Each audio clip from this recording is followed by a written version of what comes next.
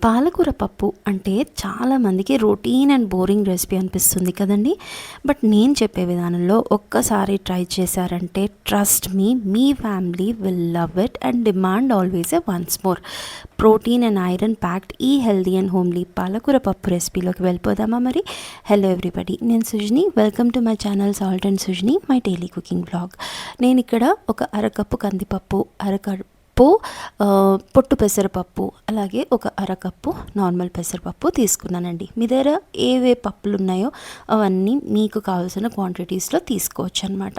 So ఇవన్నీ కూడా మంచిగా వాష్ చేసేసుకున్నాను. ఇప్పుడు ఒక 3 కప్పులు వేడి నీళ్ళు వేస్తున్నానండి. అండ్ దీన్ని ఒక హాఫ్ అన్ అవర్ సోక్ అవనియండి. వేడి నీళ్ళు వేసుకుంటే మీకు ఈవెన్ 15 మినిట్స్ కూడా ఇస్ ఇనఫ్ అనమాట. ఓకే, ఈ పప్పులన్నీ మంచిగా నానిన తర్వాత దీంట్లోకి కాస్తంత పసుపు, అలాగే ఉప్పు, ఇంకొంచెం 1 టీ స్పూన్ అంత నూనె కానీ నెయ్యి కానీ వేసుకోండి.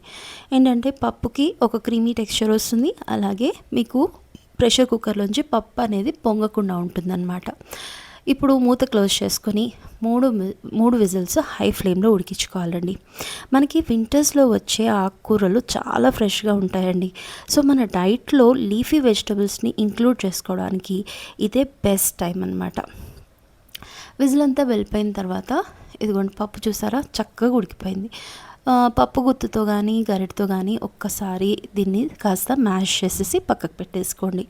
ఇప్పుడు కడాయిలోకి 2 టీ స్పూన్లు పల్లి నూనె తీసుకున్నానండి. మీరు ఏదైనా ఆయిల్ వాడుకోవచ్చు. అలాగే ఒక 2 బిర్యానీ ఆకులు, ఒక నల్ల ఇలాచి, కాస్త జీలకర్ర, ఇంకా ఇంగువ, ఇవన్నీ మంచిగా వేగిన తర్వాత 2 టీ స్పూన్లు సన్నగా తరిగిన అల్లం, 2 టీ స్పూన్లు సన్నగా తరిగిన వెల్లుల్లి, ఇవన్నీ కూడా చక్కగా వేగిపోవాలి.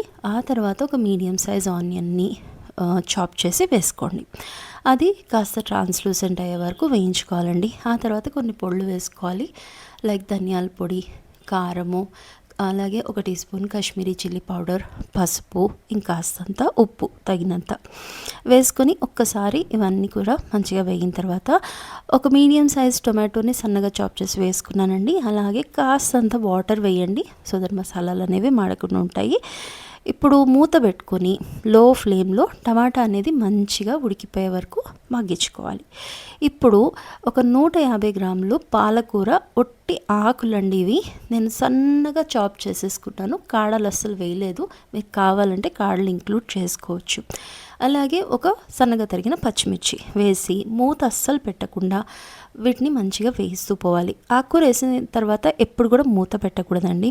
అలాగే మనము ఉడికిచ్చి మ్యాష్ చేసి పెట్టుకున్నాం కదా పప్పు, అది కూడా దీంట్లోకి వేసేసుకొని ఒక్కసారి మంచిగా కలుపుకోండి.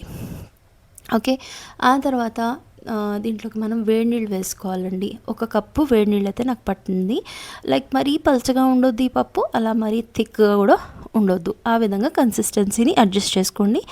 ఇంకా ఉప్పు కూడా ఇదే టైంలో చెక్ చేసుకోండి. ఒక చిన్న తాలింపు పెట్టుకుందామండి. దానికోసం ఒక టేబుల్ స్పూన్ అంత పల్లి నూనె వేసుకున్నాను. తర్వాత ఒక 3 వెల్లుల్లిని నేను సన్నగా స్లైసెస్ కింద కట్ చేసుకున్నాను, మీరు చాప్ చేసి కూడా వేసుకోవచ్చు. 4 ఎండుమిరపకాయలు, ఇవి చక్కగా మంచిగా వేగాలండి. ఒక్కసారి చక్కగా బ్రౌన్ కలర్లో మంచిగా వేగిపోయిన తర్వాత వెల్లుల్లి అనేది మంచి టేస్ట్ని ఇస్తుందండి. 1 టేబుల్ స్పూన్ కసూరి మేతి వేసి చూడండి, పప్పు టేస్టే అల్టిమేట్ అయిపోతుంది. అండ్ ఒక half teaspoon Kashmiri chilli powder వేసి ఈ తాలింపు పప్పులోకి షిఫ్ట్ చేసుకోండి. అలాగే ఒక half teaspoon garam masala. చూసారా ఎంత సింపుల్గా క్విక్గా అయిపోయిందో.